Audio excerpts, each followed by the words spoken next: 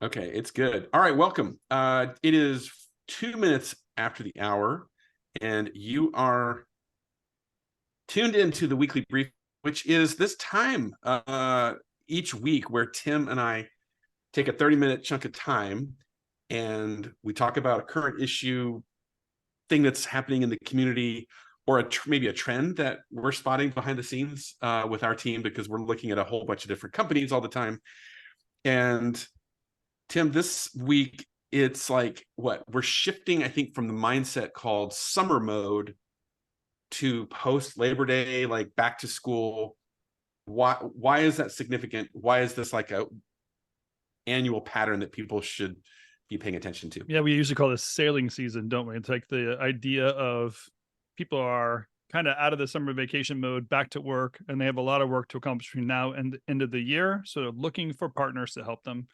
It's often a big boost in a lot of people's financial motivation, but you have to get your name out there, let it be said, let it be heard, get some positioning out there. So this is the beginning of that initial outreach moment. And we recognize that traditional outreach is not the same as it used to be, is it, Joel? Like there are some things that are changing. Yeah. So this is a really good prompt, because I'm going to share a story that I think illustrates what we're going to talk about today.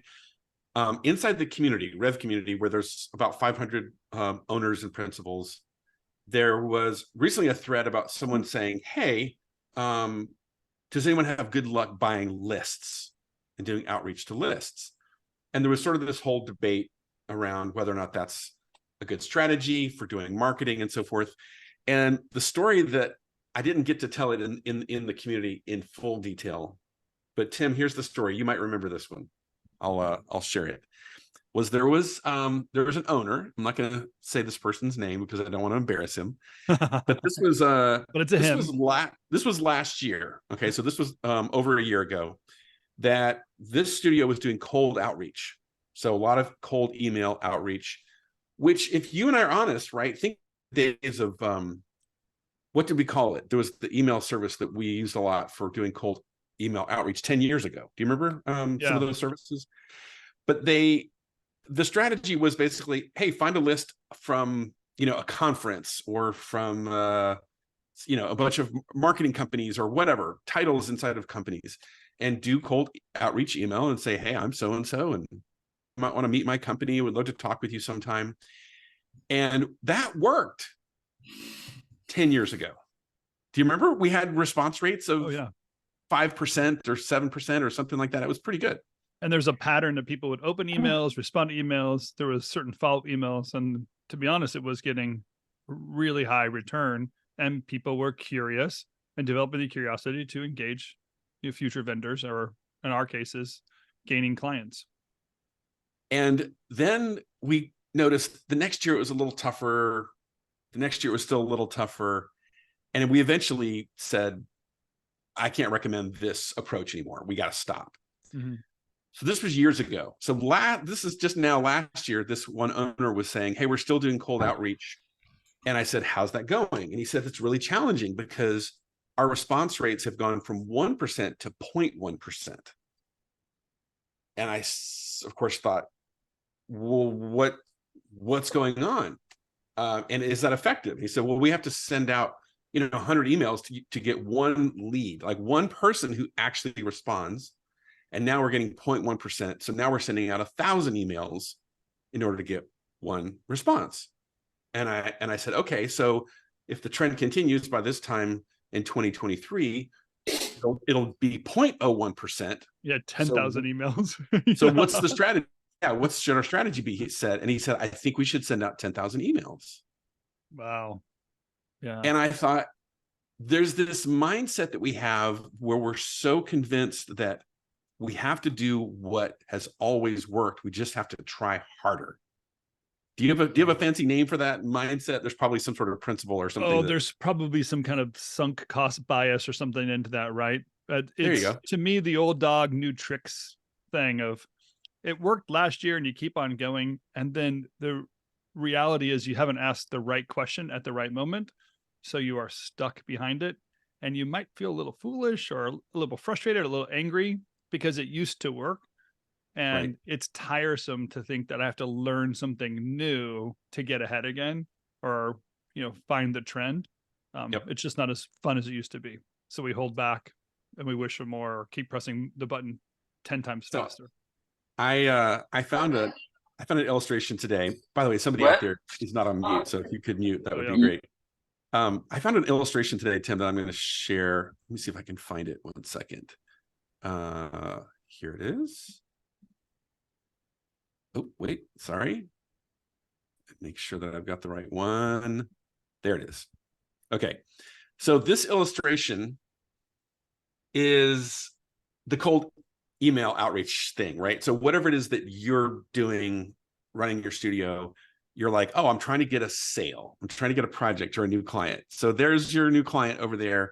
And I'm just curious, how many times is this guy going to step off of this block? If he steps off 100 times or 1,000 times or 10,000 times, how many times is he going to reach that flag? So this is where, as this distance increases, it doesn't really matter if he steps off that platform 1,000,000 or 1,000,000,000 times. Yeah. It doesn't work. So the illustration is really simple. I want to share here. You would need some serious This- parkour to get that done. Right? Yeah. So this is what we're observing with creative companies that are finding success. Is you and I did a podcast, Tim. Do you remember the Lazy Sales Mind? Oh, yeah. That podcast? It's this idea that touch point, like all the magic. How are we staying in contact with people and finding numerous ways of touching them in a meaningful way, in an empathetic way? So it's not just hammering somebody with email. So don't mishear what we're saying. No, there's But Tim, other here's the other- technologies we have. I almost feel like LinkedIn is that early spam moment too. So even LinkedIn, which seems to have been really great for the last couple of years, I'm personally getting way too much spam. So I'm guessing anybody that you're all reaching out to would also be getting everyone on the planet asking them for that, commoditized position of hire me, I'm cheaper kind of spam that they're getting. But it doesn't mean LinkedIn doesn't work or doesn't have a role or purpose. It's the opportunity to be part of conversation and begin dialogue. That's what the greatest touch points are. Joel, yesterday I was talking to somebody, kind of almost exactly as those stepping stones that you put there, of what the stepping stones might be. And it was interesting to bring up this idea of live events or live conferences, or taking the experts travel, and to realize there's still a little bit of the COVID travel, thing happening, of the reminder of like, oh yeah, there used to be this face-to-face moments that we could do, and remind ourselves that we could actually go do that again and be available, and go to a location, tell future clients that you're in town to have meetings, and go out there and have coffees and just begin the touch points. But I think the really key is trying not to go from A to Z, no matter if it's face to face or through email or a social media post. Don't try to land the project in the very first action you do. Yeah, that's the lazy sales mind that says, oh, if I just have the right lead, or if I have the right cold email, right, I have whatever trick, I'm just going to skip past all this hard work and land that thing. I was curious, Tim, do you remember the concept of that word no? Do you remember in 6 to 7 we were talking about this concept? It's really good to help people understand what this idea of touch points is, because when I say to someone here, oh, do you know Tim? And you go, yeah, I know Tim. What is it in our brains that is, what's that person telling you? Yeah, the familiarity of them. Are you familiar Yep. with the person? Could you, sometimes I think we might even at the most minimum say, I can identify Tim. If he walked in the room, I could point and say, well, I know that is Tim. But what we're trying to get to a point of is, can you become familiar enough to recognize what the needs might be, or opportunities, or what their connections that they're looking for might be, that you can play a role in making those connections or fitting those needs or introducing them to the right vendor that they need. and get to know them more and meet that need more. Do you remember the example of, oh, I bumped into this guy at school dropping my kids off, and we met, but then a week later I saw him at the coffee shop, and then a week later, right, he was at a movie, and then the fourth time, all of a sudden it was like, hey, if somebody had asked me, oh, do you know James, you would say, oh yeah, I know James, because you've had, what is it, like multiple touch points with different context or something like that. I think the theory is that if you meet somebody in 3 different contexts, then you could say you know them, right? Or you can call them a friend. So it's Right. because my kids go to the same school as them, because we're part of the same, club or sporting team or whatever, and they happen to work in the same industry as me, or I might see them at a conference. Now I'm having conversations beyond just the transaction of the jobs that we're doing. You might have known people for years, Joel, or known people, have worked with people for years that the only conversation you ever had was about the budget and timelines, deliverables. And they might have come to your company's party once, or had a conversation with you at one point, at the second conversation. But today there's no follow through. There's no long-term recognition that you knew them in any other way. Yeah, so let's get back to our big theory, because the big point that we're trying to say here is we see this come up over and over again, where in your business, you're looking for a new client, new business, especially right now, because we're crossing over that Labor Day threshold. And historically, Tim, you and I say this every year, the fourth quarter is usually, for most companies, the biggest quarter of the year. Right. So we're encouraging you by saying, hey, don't wait, right? Start doing the work, but also don't be lazy. Don't just think, oh, I'm going to send out, 1,000 emails and get 10 projects and 10 clients, because it doesn't work that way. It's this idea of, we're going to know who we are and what we sell and what we do. We're going to find our targets. We're going to do the research and really understand these people really, really well on a deep level, not just work-wise, even just understand them as human beings. And then I love this idea of create a campaign. So if I challenge everyone here, I would say, what is your September campaign? It's like, oh, I'm going to reach out to the anxious Annies. That's my persona. I've done my research and I've found 3 or 4 Annies, and this is what really presses their buttons and what we can help them with. And then we're going to create a campaign of multiple touch points, because we want Annie to know us.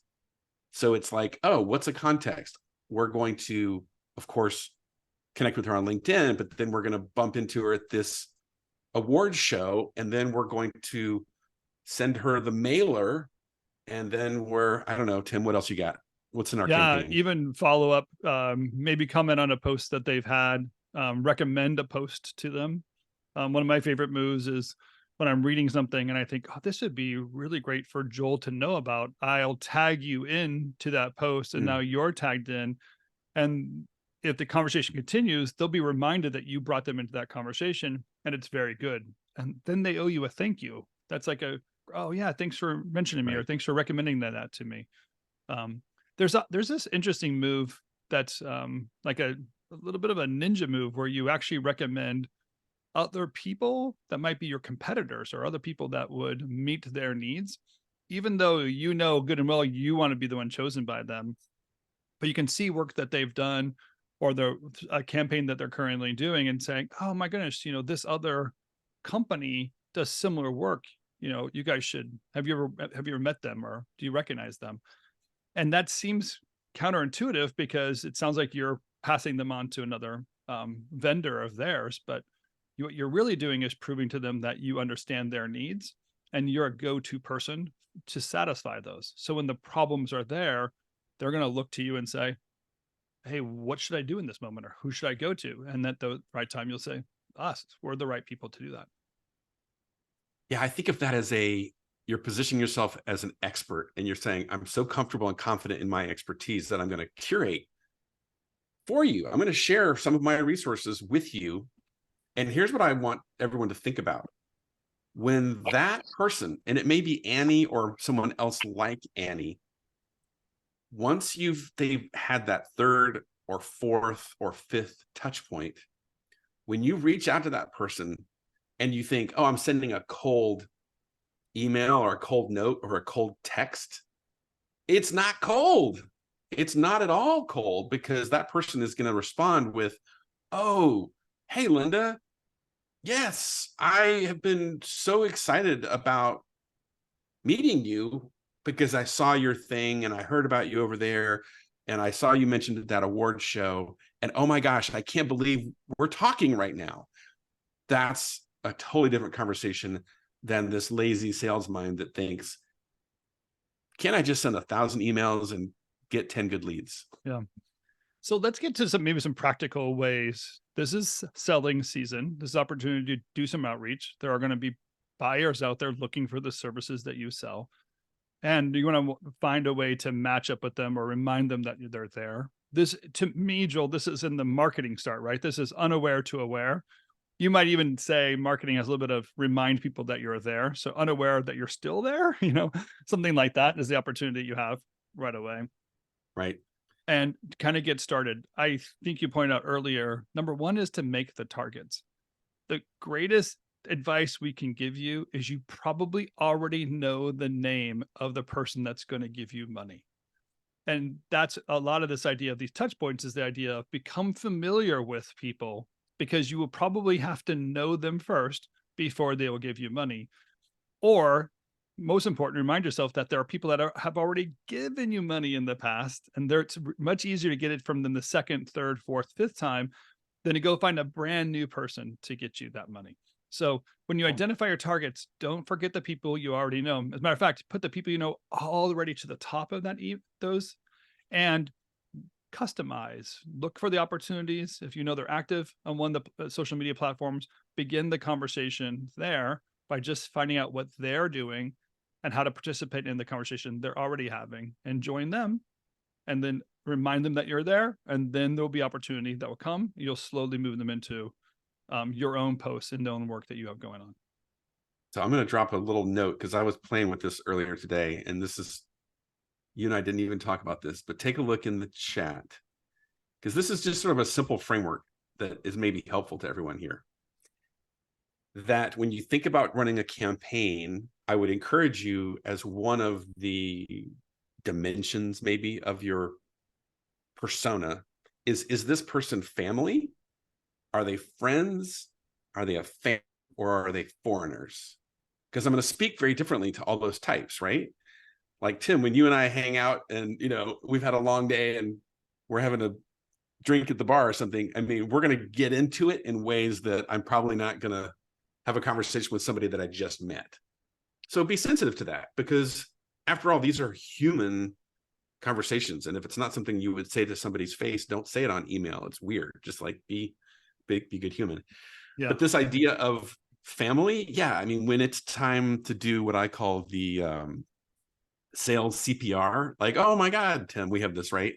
Like, we're broke, we need projects, we need cash, in 30 days or less. The first thing we do is say, go to your family, meaning print out the list of the all the people that have written you checks in the last 3 years and go down that list. It's really not that hard. But again, you're not reaching out and saying, give me work. It's obviously being a good human and so forth. But that's this little framework. I think of this as like a bullseye, right? That in the middle is your family, and here's those friends, and then there's fans, and then outside of all that are foreigners.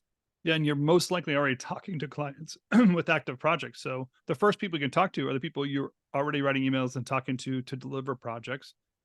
Get some information, find a moment, break away, ask them a direct question, whatever you feel like the method is. But those are the first group of people you're going to. People you've worked in the last 6 months. Next group, one last year, especially if it was last fall in this selling season, you knew there was an uptick for yourself, or the last time you have an uptick, go find the group of people that were hungry and needed your services then, make them your targets and begin the work of outreach. Not cold email, not even email. Just begin the process of looking at their social media, finding them on LinkedIn, commenting, adding them in other comments, and so on. The friends Yeah. one, I like that step because I believe most of us, when we think of outreach, we think of it as the friend category, right? It's not the people that we're most familiar with, but it's the ones we have to do some work to get them to intent. We have to Yeah. almost give an updated presentation, or that might be the people that people post the, hey, check it out post, which that you hate so much, Joel. But those are the ones of like, hey, reminder, we did do something different since last time you and I talked, in the last year since you and I talked. Here's our latest work. That's the friend kind of place that people function in. That's actually a good reminder. Imagine if you were at a conference, Tim, and someone walked up to you. Oh, I can't show my phone because it's being used as my camera. But imagine if I was meeting you at a conference and you were sitting at the bar and I walked up to you and I was like, hey, here's my new reel, check it out. Right? You would be like, what? Who the heck are you? Because it's an incredibly presumptuous thing to say, human to human. But it's amazing how when we go into this sort of online space, we think, oh, it's totally fine for me to be like, hey, we just came out with a new show reel, check it out. Mm-hmm. And I will just tell you, that is the lazy sales mind at work right there. And I'm guilty of it. I did this for 20 years until I realized, oh yeah, that's actually really, really presumptuous. And over time, the greatest contribution you're making to that relationship is not the pixels on the screen. It's the ability to understand their need that converts to the pixels. So the check it out wallpaper is just the expression of moving pixels. You want to actually get dialogue where you can explain to them or share with them or use examples of your work that's relevant to the questions that they're asking. So we want to begin with conversations first. That's why the friend space, they give it as friends. Like, you kind of have to warm up every time you talk to your friends. Your kids, there's no warm up. I mean, maybe you have to warm up a little bit, get some coffee in you before you talk to your kids. But they're already there. They're super familiar. The fan base, I think, is the one that most of us desire. We imagine that we can go get 10,000 people looking at every post that we put out there. And whoa, how easy would it be, Joel, just to send out one tweet? Is it still called a tweet, or is it called something else? Anyway, send out a tweet, and then Summers will straighten us out. People would run in to buy your services. In an interesting way, people believe fans are the solution. The reality is fans are 2 steps from the solution. Yeah. If you have fans, you have to convert them to friends first and then families next. So you have to kind of know what the process is if you're going to get to the top of a sales funnel work when you're getting the fans based work out there. All right. So I feel the need to help everyone here because I know there's some people that are at a studio that has a team of 25 people, and they might have a resource called, hey, this sounds like a lot of work. This is all, we'll call it marketing. And let's sit down and have you design a system to create campaigns that produce multiple touch points, right? Based on personas or avatars or whatever, all that stuff. Great. What about the shop that is 5 people? What about the shop that's 1 or 2 people, right? Can you think of maybe the most simple, do this once a week, spend an hour here once, however often, to help them make progress despite how like enormous this feels? Yeah, there's no doubt if I was running a small agency with myself or just 3 to 4 other people, that I wouldn't be actually engaged in real conversations with people over the internet, social media, or in email at that point. I actually want to know the inside and out of what people's problems are, because the good news is when you're a small group, the burn rate isn't as fast. You're not trying to support 50 people. You're trying to support 5 people. So there's a little bit of luxury that you can go in deep with certain individuals, and the conversion rate, your burn rate is less than the large agency. So your conversion rate can be a little bit slower and you can make a greater investment. The key is you're looking for customer lifetime value. You're looking for the investment, a qualified lead that you know will have a long life with you. And really important, qualify those leads. If they look at you as a commodity, you must walk away. It's such a bad move for you. You will never get out of that rat race being commoditized. I'm thinking too, because I know of an architect that I'm familiar with who said, I'm going to spend 6 hours every Friday doing marketing and sales. And I remember telling her, just do 2. Like, don't aim so high that you immediately fail the very first Friday and you go, this is too hard, I give up. Right? Start with the thing that is so doable that you won't fail, you won't get stuck. And then my other thought is, I think this was a really good encouragement that Joe Nash shared with us, right? Because he worked at a huge agency, for those of you that know Buck. And he said, do 4 campaigns a year. Maybe if you're a small studio, you do 2 campaigns a year. And I love the idea of a campaign because it sort of has a start and an end. It's not this, oh, I should just be perpetually doing all this stuff all the time, which for my brain, I get overwhelmed. But if I said, okay, every Friday, I'm going to work on this campaign called, what was it? Anxious Annie's. I forget the name of my avatar, my campaign. And I say, I'm going to work on that every Friday for the next 6 weeks or 12 weeks. And that's my campaign. I run those things, those touch points. At the end of that, I do my follow-ups and my reach outs, and then I'm done. And it worked or it didn't. And then I go back to work, and then I start doing the next campaign. For me, that is somehow more achievable. I don't know why. Well, what about you? Brushed by it a little bit too, Joel, when you said it worked or it doesn't. The nice part about a campaign is it's something that's measurable. So when it has a beginning and an end, you recognize that you tried something, you can look at the results and then improve those results. If you're perpetually doing the same work, you'll never understand what was the effort that got you the return and what is the effort that you need to correct to get a better return. So these bite-size, or maybe meal-size steps towards getting clients in allows you a beginning and end and something that's measurable on the other side.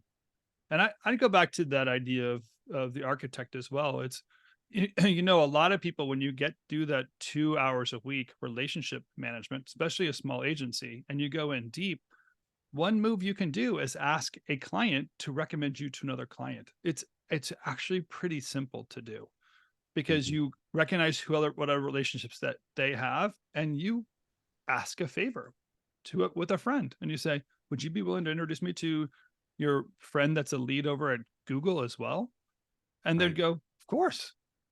I'm one of your greatest cheerleaders. I'm going to put you out there. I'm going to help you gain that.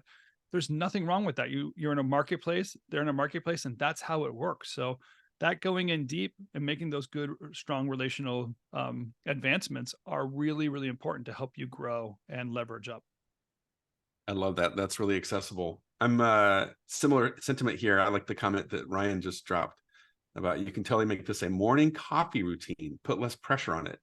Over coffee, look up a person that runs a product or a brand you want to get awareness with and start taking notes. Right. It's amazing how much research you can do in a short period of time and find out a lot about one person, because once you know that person, you can extend that and say, well, if I do a campaign to reach this one person, I'm probably going to reach 100 like them.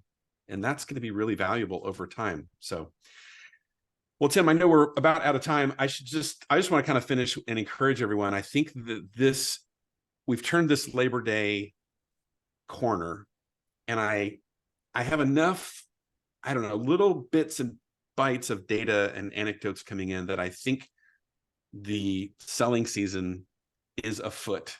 And I want to encourage everyone. I think now is the time to start a new habit, because I think you're going to see results.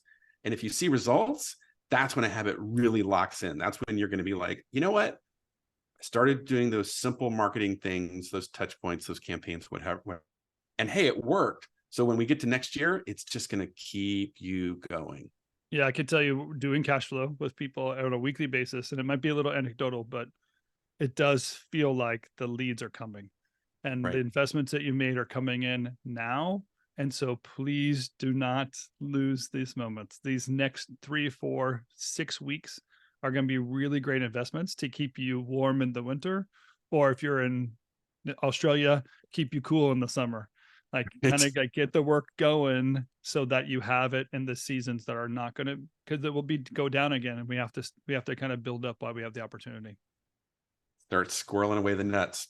That's right. Well, if you want to join the conversation that Tim and I were referencing, we certainly invite anyone here that's a business owner or a leader at a creative company to join RevCommunity, which is at, or go to revthink.com/community to find out about that. What else, Tim? Don't forget the accelerators. The deadline is, Oh, yeah. when is the deadline? Next week? Next Friday?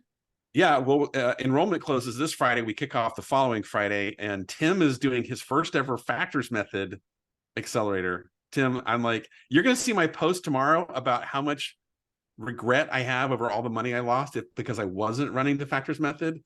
And somebody's going to read this and be like, oh my God, heartbroken. It's hard to say who's more excited, Joel. I think you might be more excited than me. This is coming out. You've been asking me to do this for years, and I've volunteered to share people, but it's coming out of my head this time. It's not holding back. Look, I'm actually gonna put the link right in the chat here, because we finally have this language really clear. So you just go here and you tell me if this sounds like the kind of thing you wish you had started running 10 years ago. When I met Tim, I was like, oh, damn it. I would be financially a lot more secure if I followed this method. So ignore it at your own peril. But if that's not for you, I invite you to take a look at Jumpstart and Derail the Pitch, which is my new accelerator, all about managing the account and business side of pitching, not the creative side. So those are of interest. Yeah, please feel free to join. I'll say this, when you first launch something, you overshare. So you're going to get more information the first round than anybody else is ever going to get, because I promise you'll edit it the next time. Right. But I look forward to serving and teaching people how to actually be successful. I want creative must win. I want creative to win. So I'll support them any way I can. And this is the easiest way I can do it. So look forward to it. Thank you, sir. All right. Thank you, everyone, for being here for the weekly briefing. We will see you around the community, or we will see you next week for next week's briefing. Until then, see you, Tim. Bye, everyone. Bye, guys.